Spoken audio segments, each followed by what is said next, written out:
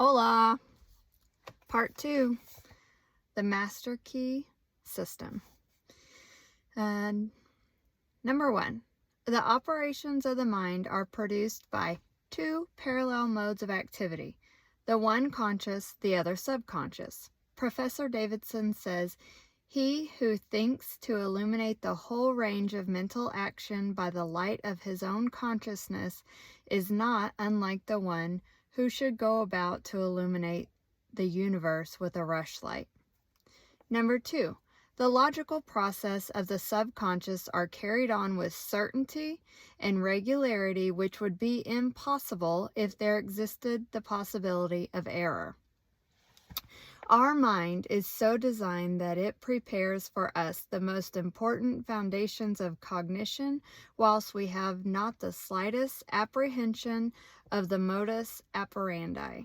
So I take that to say, like, we don't have to figure it out. We've already talked about this. We don't have to figure it out. It just goes and does. Number 3, the subconscious soul, like a benevolent stranger, works and makes provisions for our benefit, pouring only the mature fruit into our lap, so we can trust it. Thus, ultimate analysis of the thought processes shows that the subconscious is the theater of the most important mental phenomena. Number 4, it is through the subconscious that Shakespeare must have perceived, without effort, great truths which are hidden from the conscious mind of the student. That Phidias fashioned marble and bronze, that Raphael painted Madonnas, and Beethoven composed symphonies.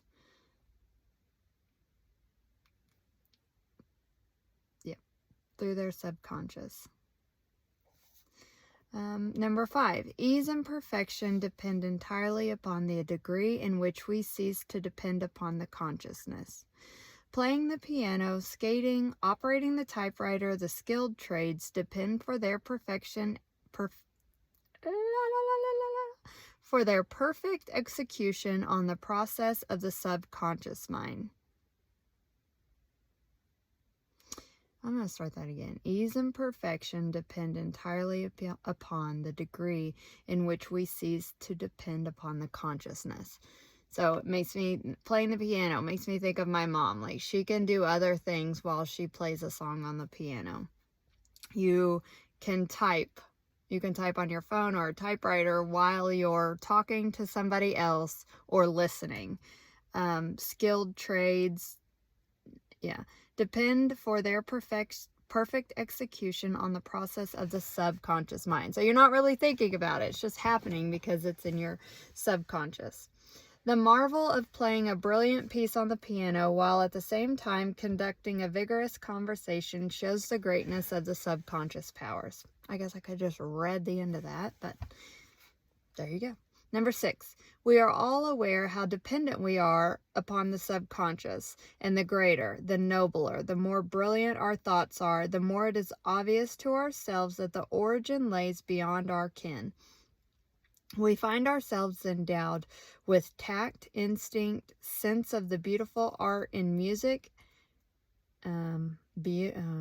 sense of the beautiful in art, music, etc., or whose origin or dwelling place we are wholly unconscious. Please don't let my imperfections keep you from reading and studying this, because I'm only human after all. I'm just sharing to help me study through it, and maybe it will help somebody else. Number 7, the value of the subconscious is enormous. It inspires us. It warns us. It furnishes us with names, facts, and scenes from the storehouse of memory. It directs our thoughts, taste, and accomplishes tasks so intricate that no conscious mind, even if it had the power, has the capacity for. Just like our heart beating, our breathing, walking, like, we don't have to think about these things, and there would be no way for our conscious mind to do at will, left foot, right foot, breathe in, breathe out, like all the things that are happening that we can do without thinking about it. Just take a second to think about that. Number 8, we can walk at will. We can raise the arm whenever we choose to do so. We can give our attention through eye or ear to any subject at pleasure. On the other hand, we cannot stop our heartbeats or the circulation of the blood, nor the growth of stature, nor the formation of nerve and muscle tissue, nor the building of the bones, nor many other important vital processes. Number 9, I think these go well together, so I put a little heart by it. If we compare these two sets of actions, if we compare these two sets of action, the one decreed by the will of the moment and the other proceeding in majestic rhythmic course, subject to no vacillation, but constant at every moment, we stand in awe of the latter and ask to have the mystery explained. We see at once that these are the vital processes of our physical life, and we cannot avoid the inference that these all-important functions are designedly withdrawn from the domain of our outward will. So, like, we're not using our conscious mind to do it. And its variations and transitions, and placed under the direction of a permanent and dependable power within us. Number 10. Of these two powers, the outward and the changeable has been termed the conscious mind, or the objective mind, dealing with the outward objects. The interior power is called the subconscious mind, or the subjective mind. And besides its work on the mental plane, it controls the regular functions which make physical life possible. So, conscious, objective, subconscious, subjective. Number 11, it is necessary to have a clear understanding of their respective functions on the mental plane, as well as of certain other basic principles.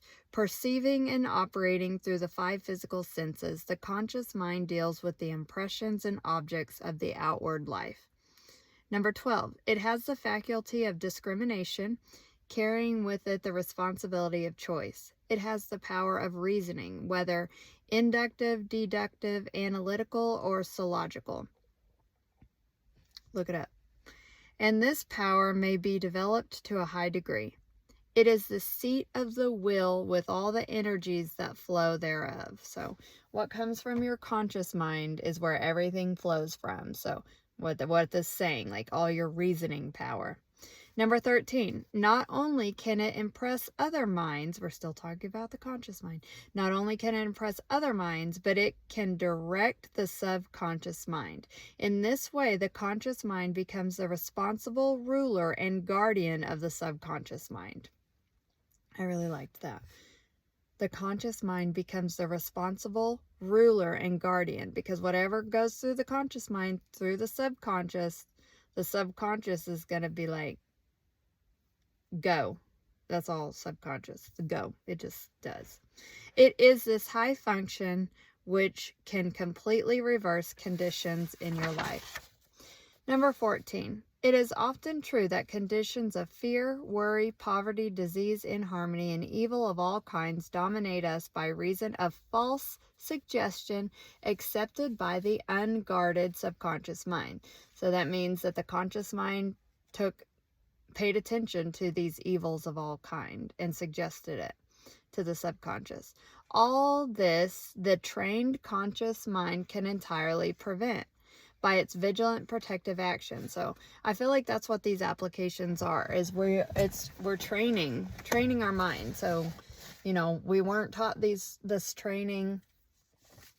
I don't know how old you are. I wasn't taught this training at the beginning of life. So I feel like it's a process of me training my mind and not just letting any old Tom, Dick, and Harry take my attention. Okay. She don't know how to edit these videos, so okay. Focus. It may properly be called the watchman at the gate of the great subconscious domain. Number 15. One writer has expressed the chief distinction between the two phases of mind as followed. Conscious mind is the reasoning will, subconscious mind is instinctive desire, the result of past reasoning will.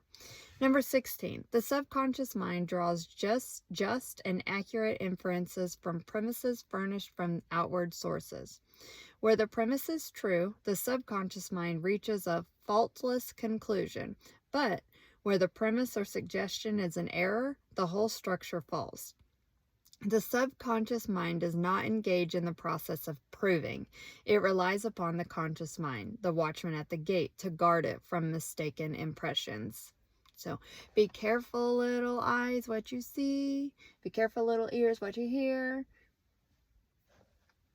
You got to protect yourself. Number 17, receiving any suggestion as true, the subconscious mind at once proceeds to act thereon in the whole domain of its tremendous field of work. The conscious mind can suggest either truth or error. If the latter, it is at the cost of wide-reaching peril to the whole being. So, your conscious mind can suggest truth or error. Pay attention. Number 18. The conscious mind ought to be on duty during every waking hour. When the watchman is off guard, or when its calm judgment is suspended under a variety of circumstances, then the subconscious mind is unguarded and left open to suggestion from all sources. During the wild excitement of panic, or during the height of anger, or the impulses of the irresponsible mob, or at any other time of unrestrained passion, the conditions are most dangerous. The subconscious mind is then open to the suggestion of fear, hatred, selfishness, greed, self-deprecation, and other negative forces, derived from surrounding persons or circumstances. The result is usually wholesome in the extreme, with effects that may endure or to distress it for a long time. Hence, the great importance of guarding the subconscious mind from false impressions. Number 19, the subconscious mind perceives by intuition. Hence, its processes are rapid. It does not wait for the slow methods of conscious thinking. In fact, it cannot employ them. So the subconscious mind perceives by intuition. Number 20, the subconscious mind never sleeps, never rests, any more than does your heart or your blood. It has been found that by plainly stating to the subconscious mind certain specific things to be accomplished, forces are set in operation that lead to the desired result. I might have got those words backwards.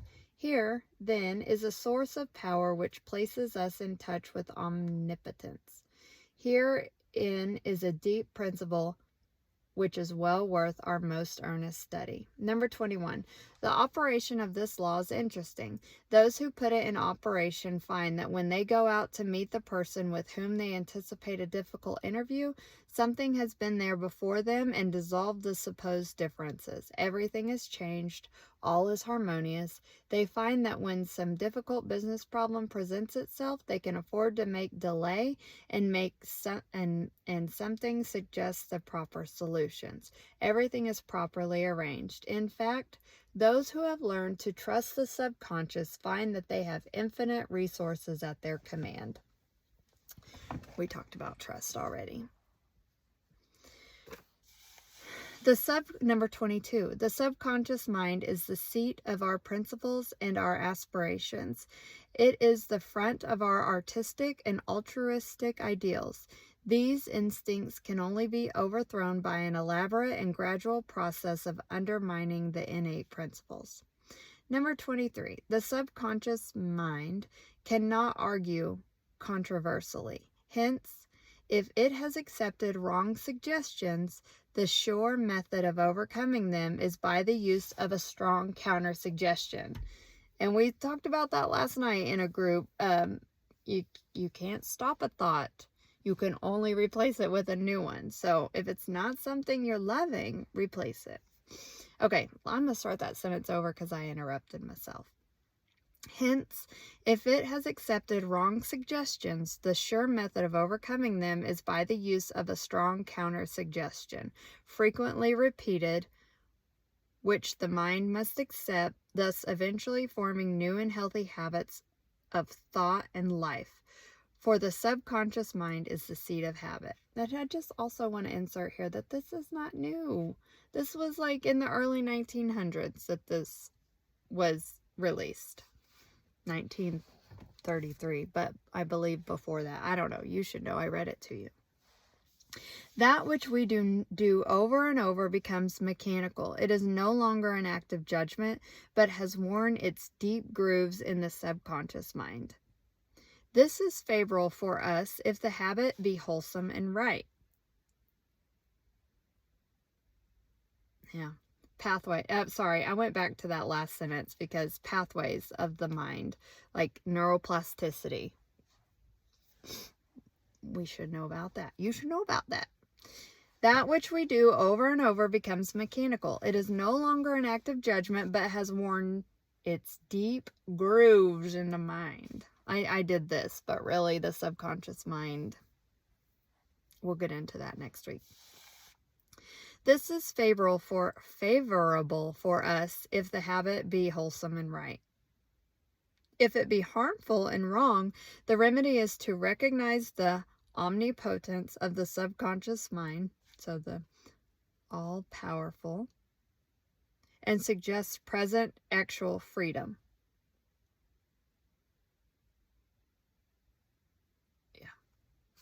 All-powerful. The subconscious, being creative and one with our divine source, will at once create the freedom suggested.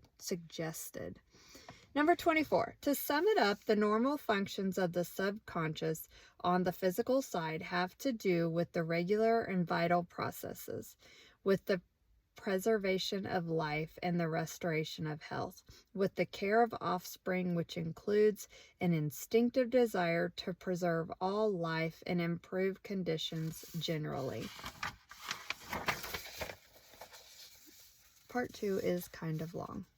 Number 25. On the mental side, it is the storehouse of memory. It harbors the wonderful thought messengers who work unhampered by time or space. It is the fountain of the practical initiative and constructive forces of life. It is the seat of habit. Number 26.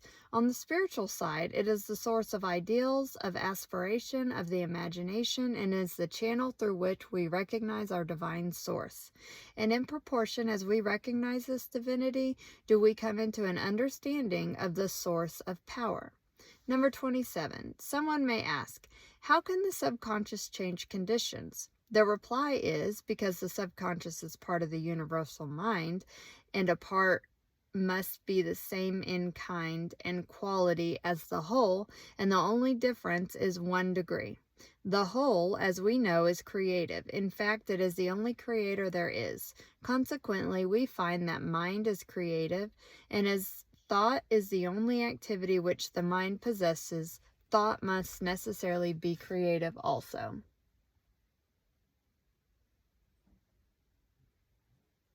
Check it. Check it. Ow. Toothpick. Huh? 28. But we shall find that there is a vast difference between simply thinking and directing our thought consciously, systematically, and constructively. When we do this, we place our mind in harmony with the universal mind. We come in tune with the infinite. We set in operation the mightiest force in existence, the creative power of the universal mind. This, as everything else, is governed by natural law, and this is the law of attraction, which is that mind is creative and will automatically correlate with its object and bring it into manifestation. Number 29. Last week I gave you an exercise of the purpose of securing control of the physical body. If you have accomplished this, you are ready to advance.